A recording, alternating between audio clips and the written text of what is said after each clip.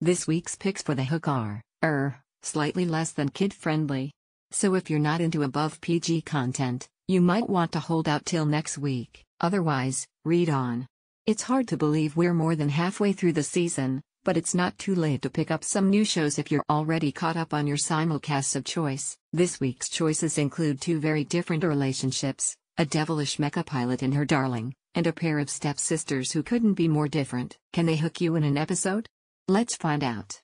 Darling in the Franxx, the long-awaited new Trigger/A1 Pictures title, combines pretty much everything we expect from the studio at this point: action, big robots, a plot that hints early on at some mid-season twists, and a whole lot of NSFW weirdness. Combine mecha designs from the team behind Star Driver and action direction by Hiroyuki Imaishi, and at the very least we already knew it was going to be visually stunning. As for the plot, we follow Hiro, a not at all inexperienced mecha pilot, as he meets the mysterious demon Horn 002. She's arrived on the day of the city's welcoming ceremony, in which trainees will become Franxx, the show's name for its giant robots, pilots, and fight the Klaxosaurs that ravage the outside world. Hiro will not be with him, as he was unable to pass his test, but 002 takes a liking to him. The male and female partners who pilot the Franxx units are gathering for the ceremony, as Hiro, who is disappointed his partner, is considering leaving. And then there's a Klaxosaur attack.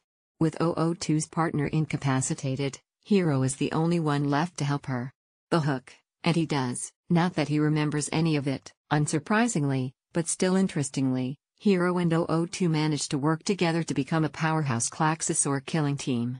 This is a shock to pretty much everyone for two reasons. First off, Hiro cannot pilot a Franxx. Secondly, 002 notoriously gets her partners killed, but he's only knocked out at best. Is it possible for the two of them to pilot with other partners now? Or is there something special just between the two of them? Also, why the heck are Franxx units designed so it looks like, you know? Who is it for? If you want quick answers, as in you could marathon what's been aired now and know what's going on, then this show isn't for you. The questions of the first episode are explored as things move forward, but we will likely see a late series reveal rather than a slow rollout. So if you need answers now, you won't be getting them. Also, if you think you'll get tired of the whole sex-position robot cockpit thing, that doesn't go anywhere for a while. But if you're a fan of shows like Gurren Lagann and Star Driver, you'll likely enjoy the art and the pacing. There's definitely a lot of story to unpack, with a new civilization and weird monsters keeping it at bay.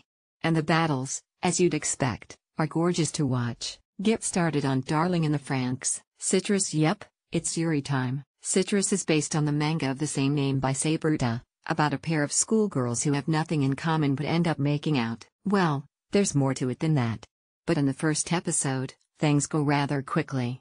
Stylish Kyaru Yuzu has a new step-family, and moving in means changing schools. The new school look doesn't mesh at all with Yuzu's flashy style, and student council president Mei has a lot to say about that. While Yuzu does make a friend within the school to help her navigate its rigid rules while maintaining her stylish ways, Mei's influence seems to be literally everywhere. Hook, including at home. The new marriage means that Mei and Yuzu are now stepsisters.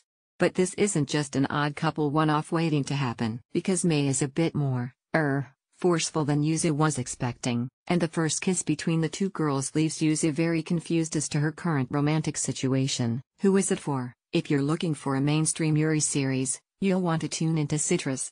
There are a few weird borderline consent issues, as Mei doesn't seem particularly concerned with asking if Yuzu wants to be made out with on the floor. So if that's something that rankles you, you might want to steer clear. However, if you're a fan of the original manga and want to see Yuzu and Mei explore their new relationship on the small screen, there's plenty of episodes already lined up for you to watch. And if you think they look like that me versus other girls meme, you're not alone. Maybe that's part of why we like it?